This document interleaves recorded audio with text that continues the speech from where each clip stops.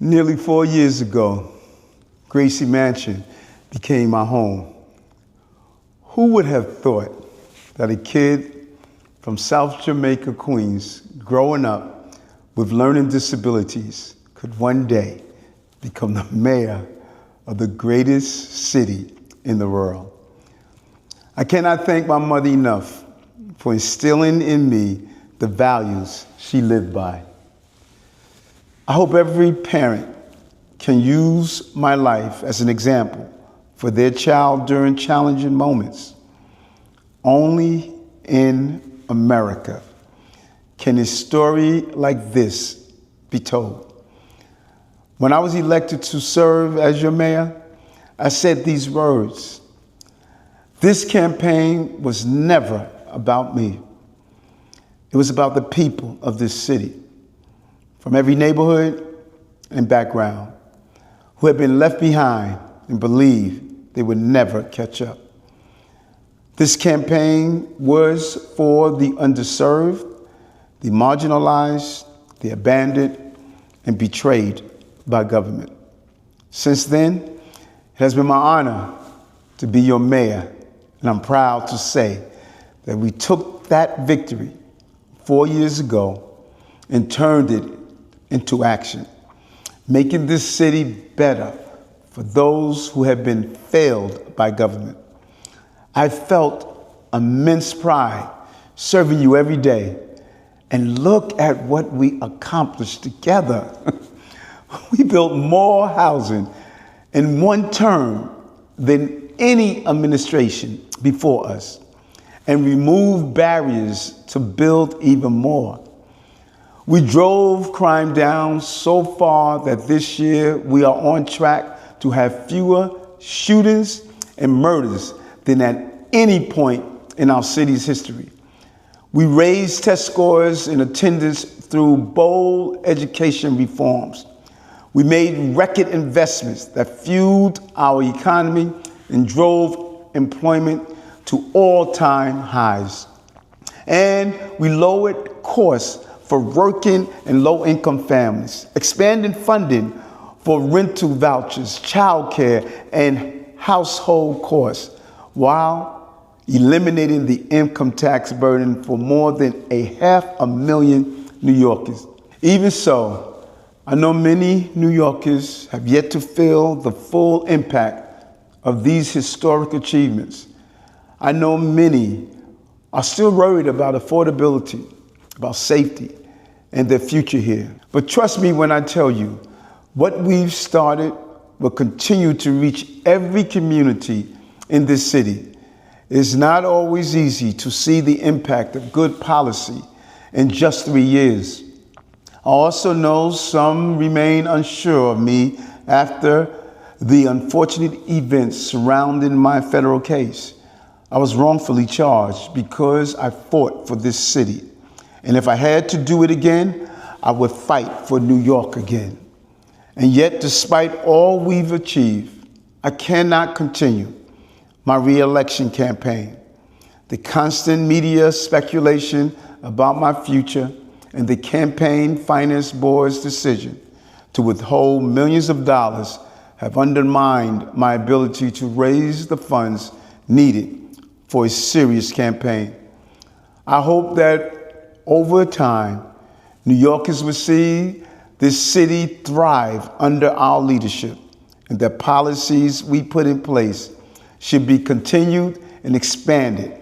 I hope you will see that despite the headlines and innuendo, I always put you before me, always. I'm proud of the historic leadership team we built, appointing the first Dominican, Indian, and Filipino deputy mayors, the first woman to serve as fire commissioner and police commissioner, the first Korean commissioner at Small Business Services, the first Spanish speaker to lead the NYPD and DOT, and the first Jewish woman to head the NYPD Intelligence Division. We built leadership that looks like New York. That mattered to me because at my core, I'm still Dorothy Adams' son.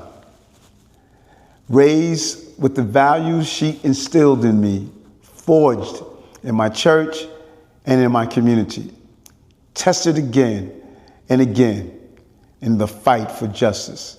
Those values, working class values, will never allow me to betray my city.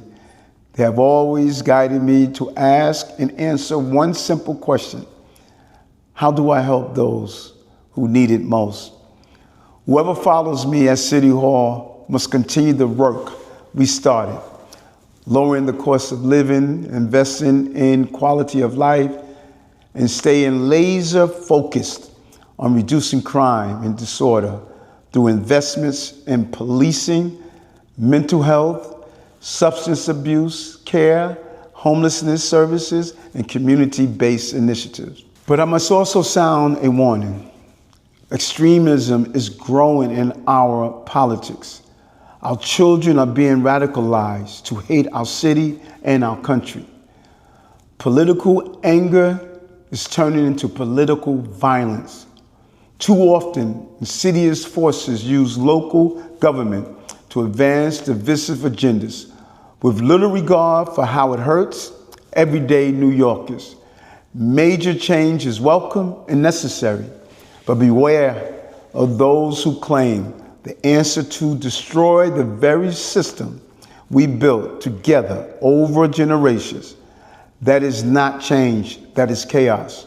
Instead, I urge New Yorkers to choose leaders not by what they promise, but by what they have delivered. Although this is the end of my re-election campaign, it is not the end of my public service. I will continue to fight for this city, as I have for 40 years since the day I joined the NYPD, to make our streets safer and our systems fairer. The quest for justice is far from over. Inequality persists. Innocents still suffer. New Yorkers deserve better every single day. And until the end of my term, I will fight for just that. We face the fallout of COVID, a surge in crime, an unprecedented migrant crisis, and economic devastation all at once. And together, we turn things around by listening to everyday people and providing solutions instead of speeches. That gives me hope. That gives us a roadmap to a better future. My fellow New Yorkers, this is your city. Its leaders work for you. I am one of you. My story is your story. I lived the struggle, but I never stopped loving this city. That is why I ran for mayor, to turn my pain into purpose. And I will keep fighting for the city, no matter what, from City Hall or beyond, because I am a New Yorker, and fighting for our city is just what I do. Thank you, and God bless New York.